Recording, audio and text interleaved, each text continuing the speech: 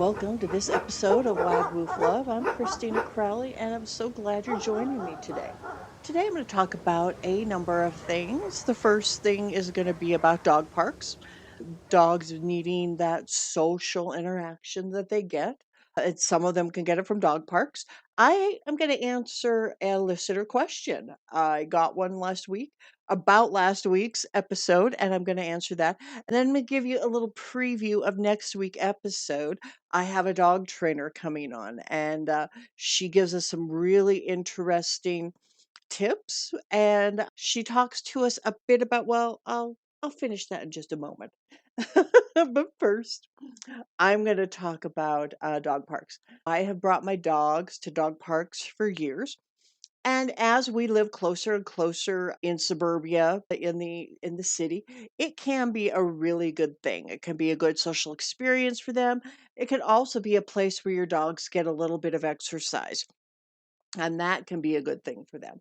And I had brought my dogs to one a dog park in an area town that I used to live in, and I was comfortable bringing them there. And we were about to get to move. And, I've been a dog walker for a lot of years. And so I don't so much bring dogs to dog parks. I take them around the neighborhood they're in and I walk them. And I just started bringing my dogs to a dog park on a whim. And it worked out because my dogs were somewhat social and they needed that socialization of being around other dogs. I was getting ready to move and we weren't going to go to that dog park anymore. So I was kind of like, okay, yeah, it is time to search for a new dog park. Got to my new area town that we had moved to, talked to one of the trainers at my local store. I said, I know of two dog parks around here. And which one do you prefer? Because there was one it was beautiful. It was on acres and acres of land. There was a hill. We could take a path around. It was probably a good half a mile walk. It was gorgeous. And I thought, wow, I'm going to love that. Because I'd driven by it a number of times. I'd just never driven in and gone in there. And then there was the second one, which was smaller. It was probably, maybe 100 yards by maybe 20 yards, 30 yards. And then there was another half to it, which was equally the same. And on one side, they grew grass while the other side got used for the dog park. Really nice. It was in a neighborhood and people knew each other.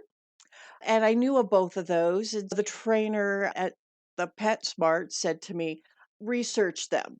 She goes, I know of the one that's divided in two, and I like that. I know people who go there, and it's well behaved, and everybody kind of knows each other. It is a nice kind of a little community. And but she said about the other one, she goes, I have an uncle who is with the sheriff's department and the animal patrol, they're out there 2, 3, 4 times a week because of dog fights and dogs biting people and just that bad behavior. People don't take fabulous care of themselves. And that is what he tells me. And when I had been out there, she said, I noticed there's just poop everywhere and people didn't pick up after themselves and I didn't like it. It is nice to be able to get a hike in or something, but I would go there if you're gonna go there at a very off time when there aren't a lot of people there. Because if your dog gets away from you and they're up the hill and there's a fight going on, yeah, you're gonna have a little adrenaline, but it's still gonna be hard to run up that hill unless you're in fantastic shape. She said, just be careful, do your research. So I did do a little research and I found that, yeah, that was what was true. And I also found out that, yeah, it was poopy. It just wasn't as well kept as I wanted it to be. So it looked lush and green from the side of the road and it wasn't fabulous. And I went there and visited it without my dog. I visited both parks without my dog. And that is what I suggest you do. Visit the park you want to go to without your dog. Now, people might look at you funny, but go in and maybe strike up a conversation with someone. Say, "Hey, do you bring your dog here a lot? What do you think about it?" Now they're there, so they might probably think, yeah, it's okay. But making that conversation with someone, one, people are going to be as suspicious of you thinking you're going to nap their dog because those things do happen. But that's another episode. But talking to people, getting to know them, getting to know if it is a little bit of a community, finding out if it's a place where you want to bring your dog, seeing if a scuffle breaks out and how it's handled. Because they do break out, how is it handled? I brought my dogs there and my Millie. She's kind of a grumpy old lady and she's kind of a loner. She's kind of scared. So it is good for me to go there, play a little ball with her because she's a retriever. She loves ball. And Violet, I'm bringing this up because she hasn't been to a dog park yet. She's a few years old. She's got her shots. I can go there. I'm going to get my vaccine for COVID. We could go back to the dog park because I usually wait till about 1 to 2 years old until my dogs have all their vaccinations to go to a dog park. And that's why Violet hasn't been to one yet. So this summer, I am going to go back to that dog park and making sure it hasn't changed over the 2 years so that I haven't been there and check it out again and get a little bit of that socialization. And I'm sure some of you are like, well, what's wrong with doggy daycare? There's nothing wrong with doggy daycare. And that brings me to the dog trainer guest that I'm going to have on, Eve Molson. And she is a dog trainer. She also owns a doggy daycare. And I'm going to have her on next week and she's going to talk about the benefits of a doggy daycare. And it's changed since they first came on the scene. And I think you'll find it exciting. She has some great tips and she has some really good information about doggy daycare. So that's my thoughts on a little bit of socialization. Socialization is an ongoing thing. Dog parks are part of it. And so think about that. Take that on for example. If you go to a dog park, make sure that your dog is old enough and mature enough to handle it and that they do have their vaccines. And now for what Elizabeth asked. Elizabeth wrote into the show after listening to last week's episode via wagwooflove.com using the contact form on there. She asked me a question because last week I talked about communicating with your dog and using those happy words good girl, good boy, good dog. Because my dog slipped outside and I wanted to get them back in and getting them in quickly. And she asked me, what about using no when the dogs went outside? And it's a very, very understandable reaction. But I didn't want to spook my dogs. I wanted to get them in, and I got them in. I was wrong in that picture. They slipped out because I was doing something. I was doing my maneuvering in a way that I do is when we're getting ready to go out for a walk.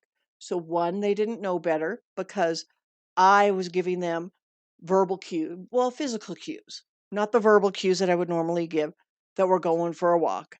They weren't real excited as normal because I've been working on that to keep them, keeping them taking it down a notch because I don't like them being crazy excited when we first go outside because it's not the kind of behavior I want. So I was partially wrong and them slipping outside. They were not really too wrong because they went outside without their leashes and collars on, but they didn't know they didn't have them on. They're dogs. They forget. They just go in the moment. And that was the awesome thing. They went in the moment, but they came back in the moment too. And that was something that I had worked on. And I think in using no, that word is oversaturated. It is it's oversaturated in our vocabulary. And those of us who work at home, if we're working on the phone, you might say no 60 times a day. You might say no in your life 100 times a day. And you're not always talking to your dogs. And you want your dogs to react to the words in the way you want them to react. And I know this firsthand because when I used to work in the financial services industry, I worked at home and there were days where I could have taken 60, 70, 80 calls in a day. And I had to be very clear in my vocabulary of what I would and wouldn't do for people. And no was a big part of that vocabulary knows of a part of our vocabulary and we're talking on the phone to our friends. No, I don't want to go do that. No, I don't want to do this. No, thank you. But think of how many times you may say no. And your dog may be sitting in the room with you listening to that. You're saying no, they're doing nothing, and there's no consequence for what you're saying no for. They're kind of confused. That's where it gets saturated. That's where that no gets watered down. And I tend to use like single syllables because most of the time when I'm going to use a no, it's because I'm outside when I'm walking them. I use a nah because that is if I'm walking really fast or I'm running, I'm out of breath. I can get out a syllable like that. It's not the particular no.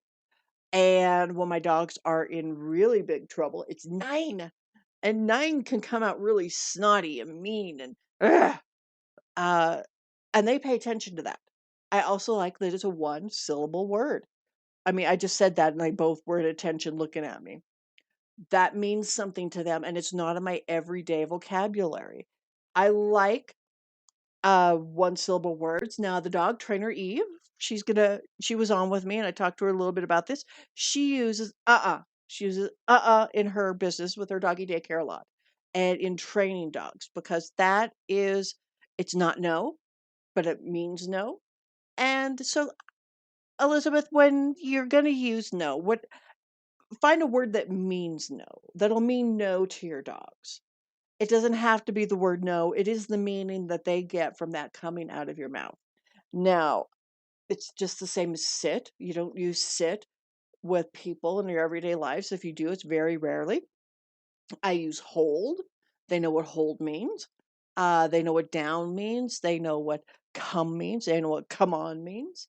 KK is yes, because I use that when we're walking because I give them a little bit of free time on the leash where it's kind of loose and I don't hold them back. I don't make them heel.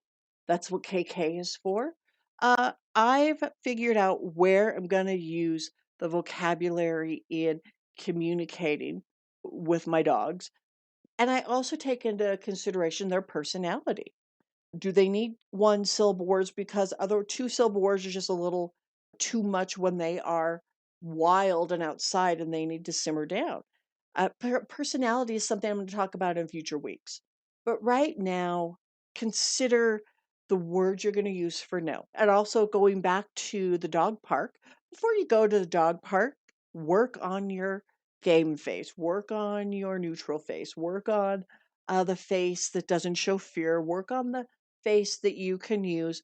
Say, come here, boy, come here, come, whatever word you use to make your dogs come back to you, that they see your face in a way that doesn't scare them, that doesn't uh I'll give you an example. There was one time with a dog of mine years ago that she was never afraid of thunder until there was this big crack of thunder. It scared the heck out of me.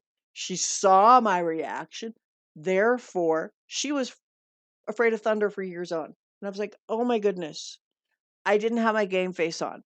I knew there might be some thunder coming. I didn't know there was going to be that crack of it, but I didn't hold on to my game face. And that was partially what I was doing when my dog slipped outside. I had my game face on to bring them back in. I didn't have to use a negative word. I didn't have to raise my voice. And that was a good thing because they will do that behavior again and again and again. And then it's because I practiced that. And that brings me on to next week. We're going to have an episode with Eve Molson on the show. And she is a dog trainer in La Crosse, Wisconsin. She runs a doggy daycare and she is a great resource. We had a wonderful conversation and I can't wait for you to be able to listen to that too. All right, everyone. If you have any questions, please go to wagwiflove.com. You can submit your questions through the website and subscribe to this podcast wherever you're listening to it. I'd be thrilled if you would. And if you would recommend this to your friends, that would make me even more happy. I would love that too. I want to say thank you so much for listening to today's episode. On behalf of Millie and Violet, my office mates today, while I am recording this episode, they thank you too. Now, for the love of all dogs, go and have a good day.